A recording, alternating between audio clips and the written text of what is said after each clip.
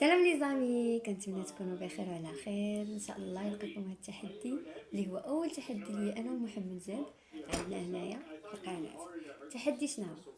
غادي ندير لي بات وغادي انا كيحرقوني. غادي ندير لي فيهم، نديرو الهريسه. يعني شكون اللي غيقدر ياكل فينا الهريسه؟ الحرق شيء الحرق كيعجبك. انا كيعجبني الحار. غادي ناكلو وغادي نشوفو. شوفوا انا ديجا صايبت، انا ما درتلوش شي طاسيل كبير، نجمع طبيسي صغيور وهذا ديالي. حنا باقي ما درناش هريسه، ما غنكثروش بطبيعه الحال باش ما تضرناش وما دارش لينا امراض داخليه وخارجيه، ولكن غندير واحد لا باس بها ونشوفوا شكون اللي غادي يقدر ياكلها ولا لا. وهذه هي لاله الهريسة. الهريسه. عرفتي شحال كتعجبني انا الهريسه؟ هانتوما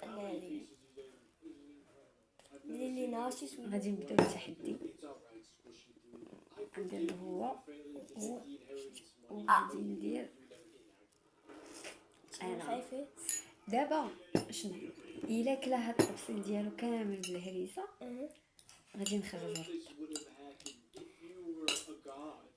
وشي حاجة أخرى غادي نشري ليه اللعبه هذيك لا لا اش من لعبه في الوعي لا اللعبه في التليفون لا، حيت القرايه دابا. ما شفتي لي في شنو وشنو هو التليفون شنو هو البيسي؟ عافاك علاش تتسالى انا وعدتك اصلا ملي غتسالي غادي اش بقات لي هاك. دابا غنخلط ديالي انايا ديالي بيضه، هي راه ديجا بنينه، فيها شنو فيها؟ فرماج، فيها النسمات، يعني ما الهريسه غادي تبنى لها واحد شويه.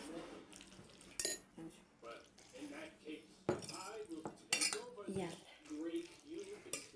غادي نبداو على بركه الله. شوفوا واش تقدر تاكلها بالهريسه.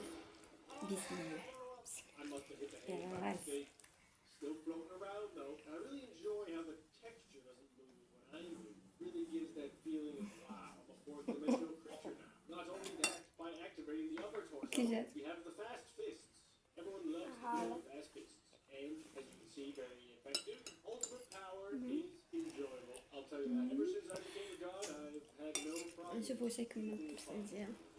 I can just blow my problems up with the ghost. صراحه كتكون بنينه. Extremely special about the default projection. يا حالا Press H to make it خديت نص الليل هذا، نص الليل الفيسة كان فيها صافي فما كيغوت. how fast can I do that?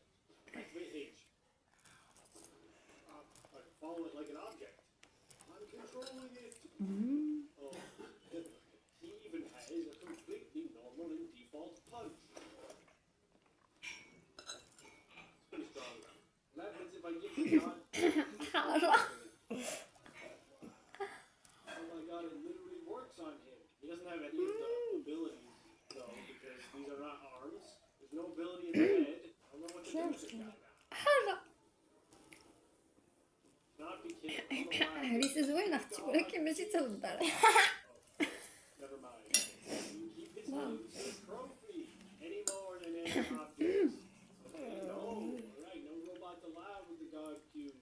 And you'll be happy to know that this mod absolutely works with modded characters as well. Now that is impressive. The old man's head looks so creepy as a galaxy. He's fine, he's punching. It's so cool. Alright, I'm really gonna try and push the limits now. We have modded character, has health bars, so hopefully whoa, it did work. Now powers I can't tell.